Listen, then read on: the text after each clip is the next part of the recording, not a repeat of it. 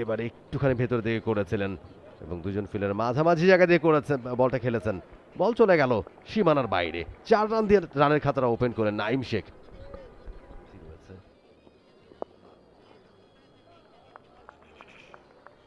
এবারে গ্যাপটা পেয়েছেন বেশ ভালোভাবে এনামুল হক বিজয়, ভালো কানেকশন এবং বল চলে গেছে সীমানার বাইরে।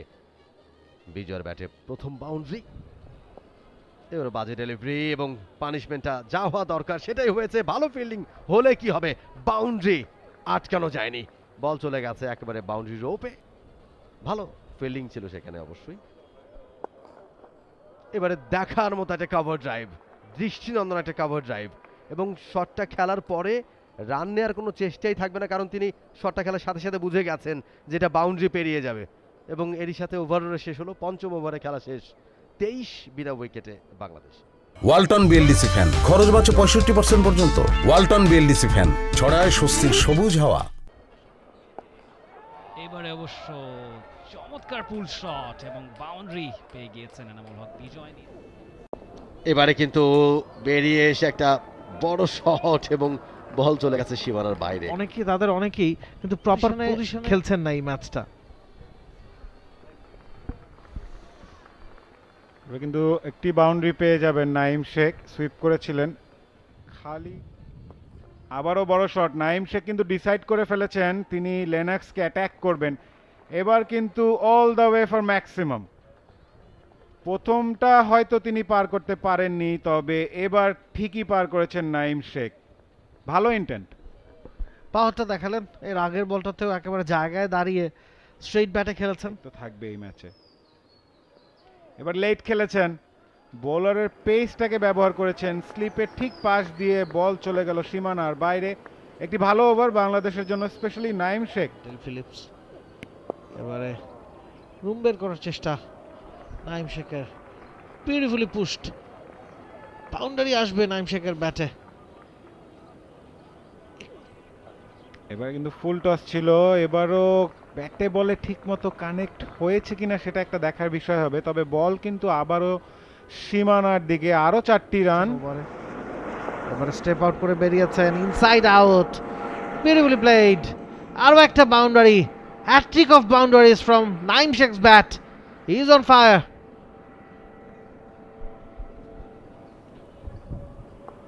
এবার সুইপ, ওই জায়গায় ফিল্ডার নাই।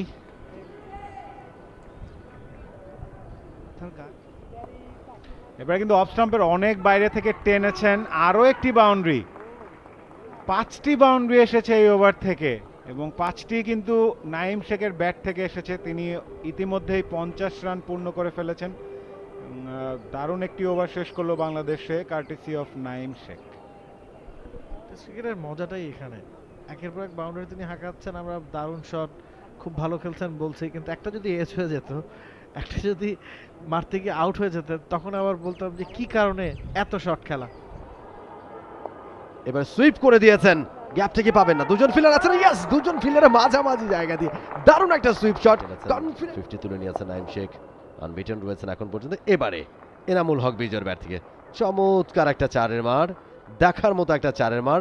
লেনক্সের যে প্রতিরোধটা তিনি গড়েছিলেন, আগের 2 ওভারে মেইডেন আদায় করে নিয়েছিলেন, ব্যাটারদেরকে একেবারে বোতলবন্দি করে রেখেছিলেন। সেই এবারে অবশ্য স্টেপ আপ করে সজোরে হাঁকিয়েছেন লফটেড ড্রাইভ এবং ম্যাক্সিমাম বিশাল ছক্কা নাইম শেখের উইলো থেকে।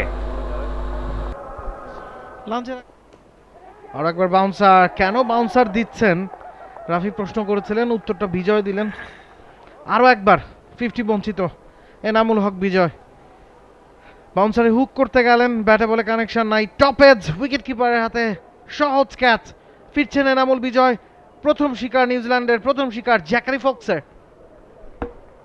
ভেরি আনফরচুনেট, হাফ সেঞ্চুরিটা মাত্র 3 রানের জন্য মিস করলেন এনামুল হক বিজয়। জ্যাকারি ফক্স সেখানে আঘাত এনেছেন, চমৎকার ক্যাচ মিচেল হে নিয়েছেন, অল্পের জন্য হাফ সেঞ্চুরিটা মিস হলো। দেখুন যেভাবে আউট হয়েছেন। আর একটা শর্ট পিচ ডেলিভারি, সেটা এনামুল হক বিজয়ের গ্লাভসে লেগে মিসলিডেড একটা শট হয়েছে। মিচেল হে সেখানে কোনো ভুল করেননি, খুব সহজেই ক্যাচটা লুফে নিয়েছেন।